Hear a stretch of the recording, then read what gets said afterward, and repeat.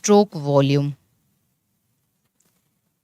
Stroke volume को हम S V से डिनोट करते हैं। क्या है ये स्ट्रोक वॉल्यूम? एक बार जब हार्ट बीट करता है या एक बार जब हार्ट कॉन्ट्रैक्ट करता है तो उससे एक एक बार में, पर बीट के दौरान जब एक बार हार्ट कॉन्ट्रैक्ट किया तो जितना ml ब्लड बाहर जाता है उसको कहते हैं स्ट्रोक वॉल्यूम। अब ये देखो, ये हार्ट है, इधर बना दे रहे हैं इधर पल्मोनरी ओर्टा है, इधर बना दे रहे हैं इधर सिस्टमिक ओर्टा है। इसने कॉन्ट्रैक्ट किया तो 70, ये किसको जाएगा? ये जाएगा लंग्स को, ये किसको जाएगा? बॉडी पार्ट्स को। एक बात ये समझो, एक बात ये समझो, एक बार कॉन्ट्रैक्शन के बाद 70 ml इससे भी और 70 ml इससे भी, पर ये जो लंग्स में जा रहा है वो केवल ये कैसा ब्लड जा रहा है? डीऑक्सीजनेटेड। और ये किधर जा रहा है? ऑक्सीजनेटेड। यही ना, ये राइट वाले से, ये लेफ्ट वाले से। लंग्स में जो ब्लड जा रहा है वो केवल ऑक्सीजनेशन पर्पज से जा रहा है। उसका पर्पज है कि वही जाएगा और वो लंग्स में ऑक्सीजनेट होके फिर यहां से वापस आ जाएगा। आ जाएगा कि नहीं? पल्मोनरी वेन्स के थ्रू ऑक्सी। तो लंग्स के अंदर क्या होगा? लंग्स के अंदर उसी 70 ml का ऑक्सीजनेशन होगा और वो फिर ऑक्सीजनेट होके पल्मोनरी वेन्स, 4 पल्मोनरी वेन्स के थ्रू इसमें आ जाएगा। तो इसका तो कोई मतलब है नहीं, इसका तो कोई मतलब है नहीं, क्योंकि ये हमारी बॉडी पार्ट्स को थोड़े जा रहा है। बॉडी पार्ट्स को बस ये जा रहा है 70 ml जो सिस्टमिक ओर्टा से जा रहा है। तो इसीलिए एनसीईआरटी ने लिखा है, भाई इसका कोई मतलब है क्या? जो लंग्स में जा रहा है वो तो बस ऑक्सीजनेशन के लिए जा रहा है, डीऑक्सीजनेटेड हो जा रहा है, लंग्स के अंदर गैसेस एक्सचेंज होगा, उस खून में ऑक्सीजन ज्यादा मिला दी जाएगी क्योंकि हम ऐसे सांस ले रहे हैं तो हमारे नाक से होते हुए, ट्रेकिया से होते हुए, ब्रोंकिया सबसे हमारे लंग्स में आया, एल्वियोलाई के अंदर, वहां से वो ऑक्सीजन इस डीऑक्सीजनेटेड ब्लड में मिला दी जाती है और यहाँ से कार्बन डाइऑक्साइड खींच के सांस के थ्रू बाहर निकाल दिया गया। ठीक। तो अब वो जो 70 ml लंग्स में गया वो कैसा हो गया? ऑक्सीजनेशन हो गया। ऑक्सीजनेशन से फिर वापस तो हार्ट में ही डाल दिया गया ना, ये डाल दिया गया ना। तो हम इसको नहीं मानेंगे, इस 70 ml को नहीं कंसिडर करेंगे। हाँ, दोनों से जाता है 70 ml, इससे भी जाता है इससे, पर कंसीडर किसको करेंगे? केवल इस वाले को जो पूरी बॉडी पार्ट को जा रहा है। ये चीज दिमाग में रखना। ठीक। चलो, तो क्या कहोगे आप? What is stroke volume? तो एक चीज तो आप एकदम मोटे मोटे तौर पे आप कह सकते हो, ब्लड पम्प्ड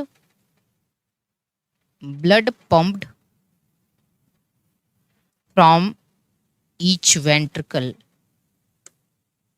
वेंट्रिकल्स, ठीक है, ड्यूरिंग 1 बीट, एक बीट के दौरान प्रत्येक वेंट्रिकल से जो ब्लड जा रहा है वही स्ट्रोक वॉल्यूम है, एक बीट के दौरान। लेकिन इसको आपको बताना ऐसे चाहिए, ब्लड पम्प्ड फ्रॉम, इसको अगर बेहतर बताना है, from left ventricle to body part, क्योंकि राइट वाला बस लंग्स में जा रहा है ऑक्सीजन, उसका कोई मतलब नहीं है। Blood pumped from left ventricle to body parts during each beat, ये कितना है? तो स्ट्रोक वॉल्यूम कितना है? 70 ml। अब मेरे भाई एक बात बताओ, ठीक है, अब मेरी बात बताओ, तो एक बीट के दौरान 70 ml, तो एक मिनट के दौरान कितना होगा? 70 इंटू 72, एक मिनट में तो 72 बार। तो एक मिनट में जितना ब्लड वेंट्रिकल से बाहर जाता है बॉडी पार्ट्स को, उसको कहते हैं कार्डियक आउट। एक बीट के दौरान जितना जाता है वो है स्ट्रोक वॉल्यूम, एक मिनट में जितना जाता है उसको कहते हैं कार्डियक आउटपुट। तो अब आइए, कार्डियक आउटपुट क्या है? What is cardiac output?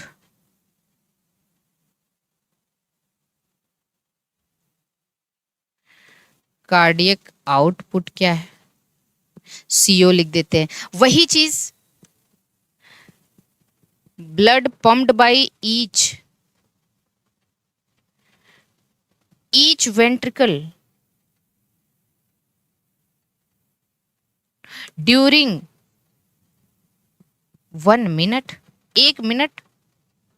या इसको अब बताइए, एक जैसे एक बीट में 70 ml गया, 1 मिनट में 70 × 72 ml लंग्स को जाएगा, मतलब लगभग 5 लीटर, और वो वापस फिर तो हार्ट में ही आ रहा है ना। ठीक है, तो यहाँ पे सुरेश अभी हम उसको भी बताएंगे, भाई क्यों आप लोग आगे आगे बोलते हो। तो हम इसको ऐसे लिख लें, ब्लड पम्प्ड कौन से वेंट्रिकल का लिया जाएगा, pumped by left ventricle, left ventricles during 1 minute, 1 minute में। तो कार्डियक आउटपुट कैसे निकालोगे, stroke volume into heart rate, heart rate 1 minute में। तो stroke volume 70 ml, heart rate कितना है 72/60, मतलब 1 मिनट में ये हो गया। तो अब आप कहोगे भाई मान लो हार्ट बीट कर लो, इसको हार्ट रेट क्यों कर रहे हो, 72 पर मिनट, 72 पर मिनट है ना ये। तो 70 × 72 5040 ml पर मिनट, कितना 70 × 72 कितना आएगा, ये आएगा 5040 ml पर मिनट कार्डियक आउटपुट है, मतलब अप्रोक्सीमेटली 5 लीटर्स पर मिनट। 1 मिनट में 5 लीटर ब्लड हमारी बॉडी पार्ट को जाता है, और इतना ही लगभग ब्लड होता भी है। समझ गए ना, मतलब एक बार में, एक बीट में स्ट्रोक वॉल्यूम, 1 मिनट में कार्डियक आउटपुट। क्या दिक्कत आई यहाँ पे, कुछ दिक्कत आई क्या, क्या ये कार्डियक आउटपुट घट बढ़ सकता है, बढ़ तो सकता है, कार्डियक आउटपुट बढ़ भी सकता है। कैसे बताइए, ये कार्डियक आउटपुट कब बढ़ेगा,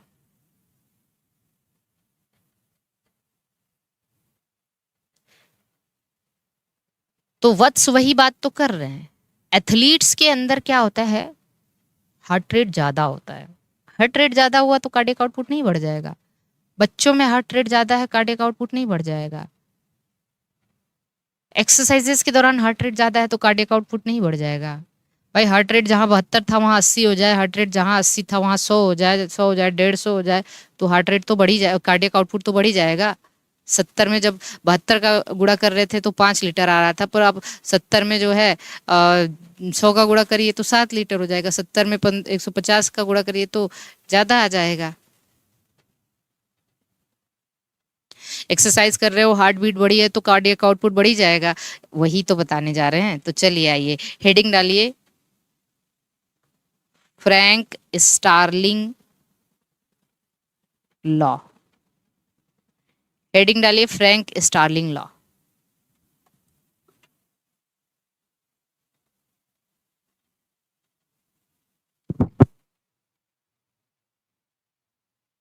अब बड़े बड़े एग्जामिनेशंस में जानते हैं ये सवाल पूछा भी जाता है, फ्रैंक स्टर्लिंग लॉ किससे related, related with cardiac output.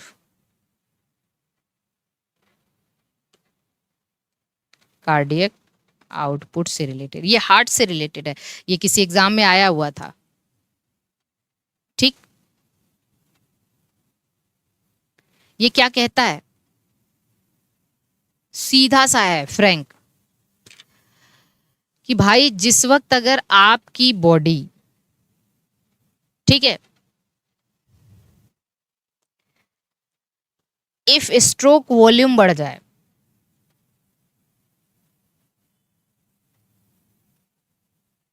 है ना, ये सीधा सा एक फ्रैंक स्टर्लिंग लॉ का जो है हार्ट से रिलेटेड है। इसको सीधे सीधे टर्म में आप बता सकते हो, मतलब एक चीज इसको आप लिख सकते हो कि ये describe the relationship between, describe the relationship between किसके किसके बीच relationship? Stroke volume and blood entering into ventricle.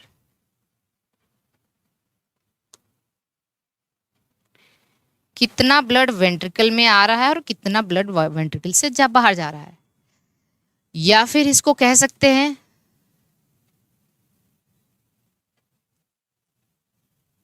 वत्स, थोड़ा तो ध्यान रखोगे भाई, थोड़ा तो सुनोगे। ये सब क्या सवाल पूछ रहे हैं, सब आएगा, थोड़ा सा सुनिए। कह रहे हैं मोर द अमाउंट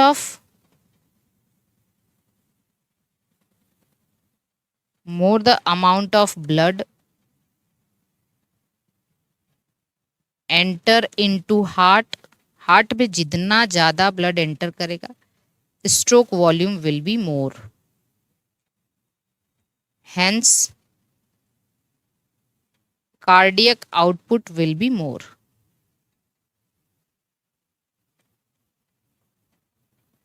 अब एक बात बताओ, जैसे आप एक्सरसाइज कर रहे हो, कह रहे हैं कि जितना ज्यादा ब्लड हार्ट के अंदर एंटर करेगा उतना ज्यादा स्ट्रोक वॉल्यूम होगा। भाई हार्ट के अंदर ज्यादा एंटर करेगा, हार्ट ज्यादा बाहर भेजेगा, और उतना ज्यादा स्ट्रोक वॉल्यूम होगा, और स्ट्रोक वॉल्यूम ज्यादा होगा तो कार्डियक आउटपुट ज्यादा होगा। इसके कहने का मतलब ये है कि देखिए, जैसे मान लीजिए आप बहुत विग्रस एक्सरसाइज कर रहे हो, एक्सरसाइजेस कर रहे हो, आपकी मसल को ज्यादा ऑक्सीजन की नीड है, आपकी मसल में जो है ज़्यादा कार्बन डाइऑक्साइड प्रोड्यूस हो रहा है, तो मसल से जो ब्लड जा रहा है, अब ज़्यादा ऑक्सीजन की ज़रूरत है, तो मसल से एक तो ब्लड जाएगा, ज़्यादा डीऑक्सीजनेटेड ब्लड होके ज़्यादा ब्लड एंटर करेगा किसके अंदर? राइट आरिकल के अंदर, और वो तुरंत से भेजा जाएगा लंग्स के अंदर, भैया तुम इतना हमारे पास है, इतना तुम लेके जाओ, जल्दी से इसको ऑक्सीजनेट करके फिर हमें लेफ्ट के अंदर लेके आओ। तो आप ज़्यादा एक्सरसाइज करो, आपकी मसल को ज़्यादा ऑक्सीजन की ज़रूरत है, मसल ज़्यादा काम कर रही है, तो वहाँ ज़्यादा ब्लड डीऑक्सीजनेट होगा। अब वो जितना ज़्यादा डीऑक्सीजनेट होगा उसको भेजा जाएगा हार्ट के अंदर, कि हार्ट के अंदर राइट आरिकल में आएगा, राइट आरिकल से राइट वेंट्रिकल में आएगा, राइट वेंट्रिकल तुरंत इसको लंग्स को भेजेगी, लंग्स इसको तुरंत ऑक्सीजनेट करके फिर लेफ्ट आरिकल में भेजेगा। और तो सीधी सी बात है, ज़्यादा ब्लड एंटर करेगा तो ज़्यादा स्ट्रोक वॉल्यूम होएगा। ठीक है, जैसे फॉर एग्जाम्पल कहने का मतलब है, जैसे ड्यूरिंग विग्रस एक्सरसाइजेस,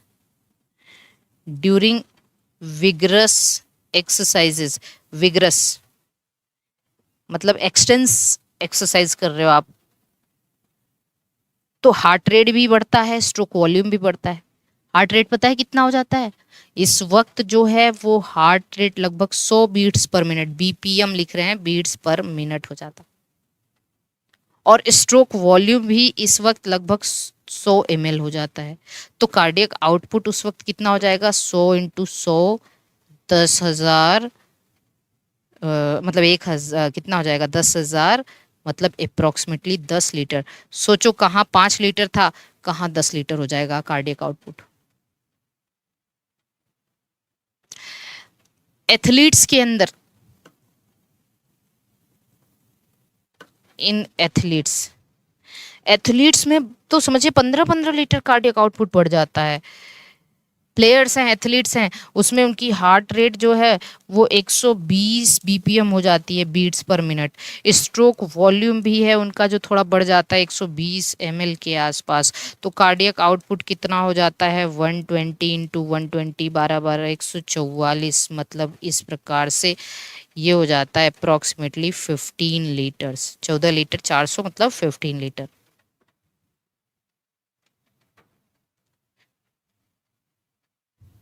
ठीक है, समझ में आ रही है ये बात या नहीं?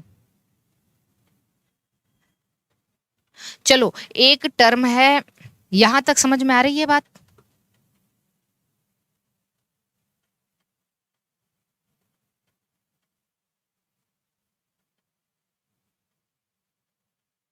तो भाई कार्डियक आउटपुट चेंज हो सकता है, स्ट्रोक वॉल्यूम चेंज हो सकता है, हार्ट रेट और स्ट्रोक वॉल्यूम चेंज होगा तो कार्डियक आउटपुट चेंज हो ही जाएगा। ठीक है, एक टर्म है एंड, ध्यान से देखिएगा, and diastolic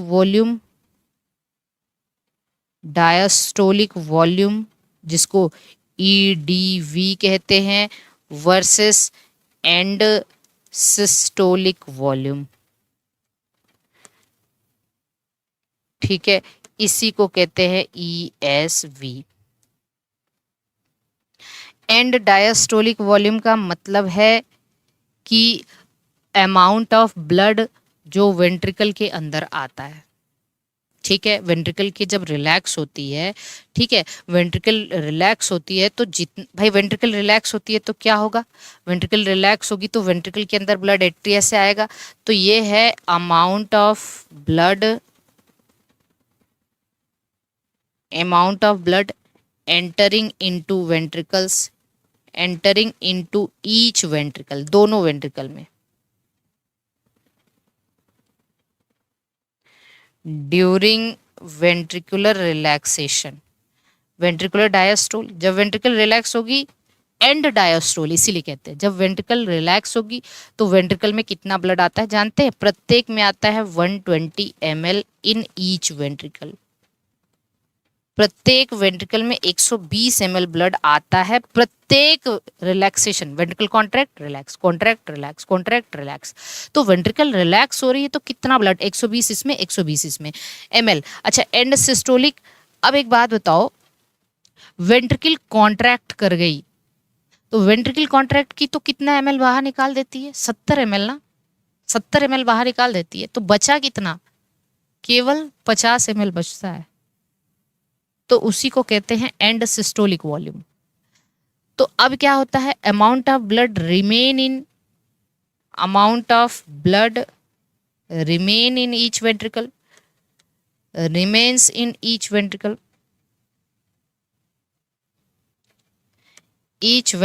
after ventricular contraction, जब वेंट्रिकल कॉन्ट्रैक्ट कर जाती है, ये approximately 50 ml in each ventricle, प्रत्येक वेंट्रिकल में कितना बचता है, 50 ml। तो बिल्कुल वही है जैसे कि अभी सुरेश ने बताया कि स्ट्रोक वॉल्यूम ऐसे भी निकाला जा सकता है। स्ट्रोक वॉल्यूम की एक बीट के दौरान कितना ब्लड बाहर गया, कितना ब्लड बाहर गया भाई, आप कह सकते हो and diastolic volume minus and systolic volume, ये 120 है, ठीक है, ये 120 है माइनस 50 बराबर 70 ही तो बाहर गया, आया था 120, गया बाहर 70, रह गया 50, क्या दिक्कत है इसमें।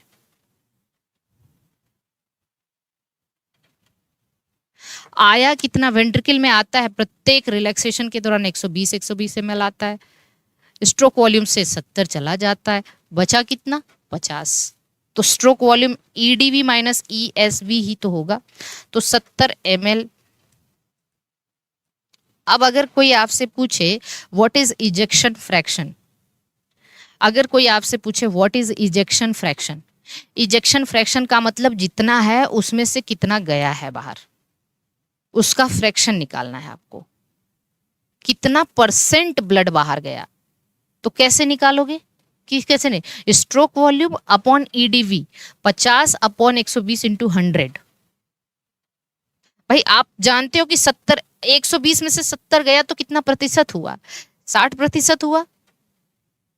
120 में से 70, इजेक्शन फ्रैक्शन, हेडिंग डालिए इजेक्शन फ्रैक्शन।